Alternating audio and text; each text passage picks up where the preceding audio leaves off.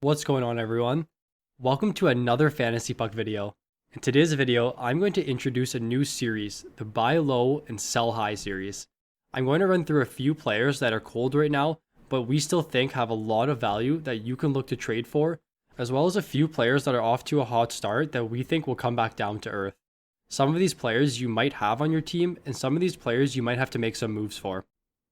Before we start this video, let's hop over to our player of the day. In this segment, I will give you a random stat that's associated with the player, and in the comment section below, it is your job to figure out who that player is. The random stat today is, since 2018, this player is the Arizona Coyotes' leading scorer with 94 points in 155 games. Who is this player? Leave your answers in the comment section below. If you guys are liking the content so far and want to become part of the Fantasy Puck community, head over to our Patreon page. We're going to have bonus content as well as our ESPN, Yahoo, and DraftKings projections on there. The love and the support for the channel so far has been unbelievable, and we look forward to bringing you guys the best content for this NHL season. The first player to buy low on this year is Evgeni Malkin. I've had a bunch of questions regarding the Penguin superstar, and in my opinion, it's a perfect time to trade for him. In his 15-year career, he's only been below a point per game one time. The Penguins as a whole are off to a slow start. They began the season against one of the hardest opponents in the league, and they just look slow. Malkin's line has been producing though. At the time of this video, Malkin, Zucker, and Rust have 29 shot attempts for, which ranks 6th among lines with maximum 3 games played. Another thing to keep in mind is that Malkin's shooting percentage in his career is 13.6%. So if we continue to see an upward trend of him shooting the puck, it's just a matter of time before he finds the back of the net. Lastly, Malkin's career average for shot attempts per game is 5.8, and right now, he's shooting at just a 3.3 clip. When Malkin begins to shoot the puck more, we're going to see a big turnaround for him, and his value is going to skyrocket. The second buy low player I want to cover is Elias Pettersson. Pettersson is off to a cold start. In 4 games, he has just 1 assist and 11 shots on net. The bright spot we see for Pettersson right now is that his time on ice is up by around 40 seconds to start the year. Pettersson's career shooting percentage is 17.4%, and since he hasn't scored any goals on his 11 shots, he's at 0% right now. He's still attempting shots at his career average, around 5 per game. Now that linemate JT Miller is back in the lineup and is healthy, it adds a significant boost to their 5-on-5 line as well as the power play. Speaking of the power play, Vancouver ranked 3rd for goals last year, scoring on average 1 goal every 7 minutes on the man advantage. This season, Vancouver is yet to score a power play goal in 26 minutes. Vancouver and Pettersson are known for being streaky.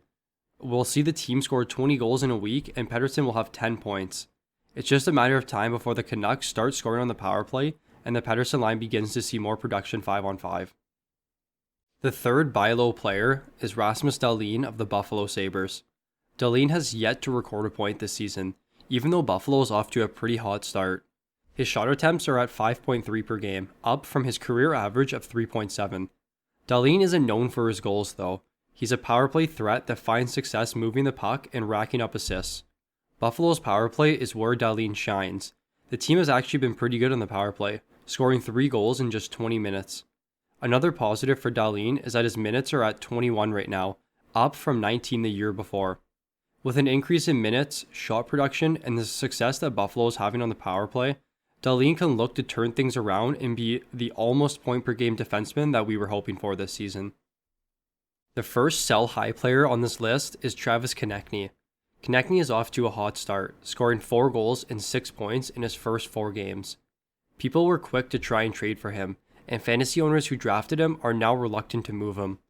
Don't get me wrong, Konecny is an elite player with good upside, but right now we think his value is way too high and you can definitely get a lot of value out of trading him. There are a few variables I want to look at to identify why Konecny is going to come back down to earth. The first variable is one you hear me preach about, and it's his minutes. Konecny played just shy of 17 minutes per night last season. This year, he's just above 15 minutes per night, and although he's the Flyers' top point getter, because the depth is there for the Flyers, we can see Konecny's minutes staying at around this range.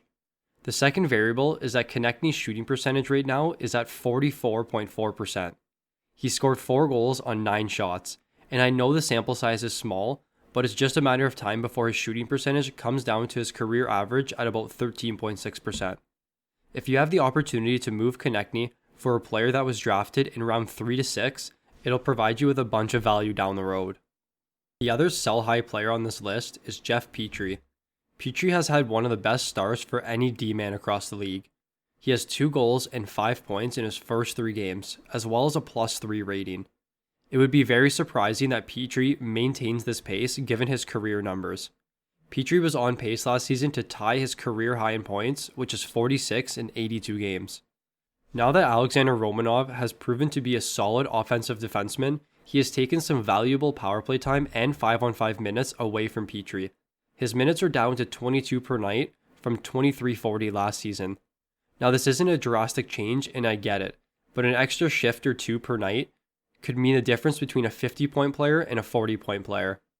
Petry is also shooting at a very high rate. His shooting percentage is at 25% right now, compared to his career average of 6.7%.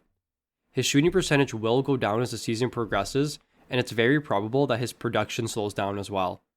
Petry is a very valuable fantasy defenseman. He provides you with a high shot rate, solid point production, and good block and hit numbers.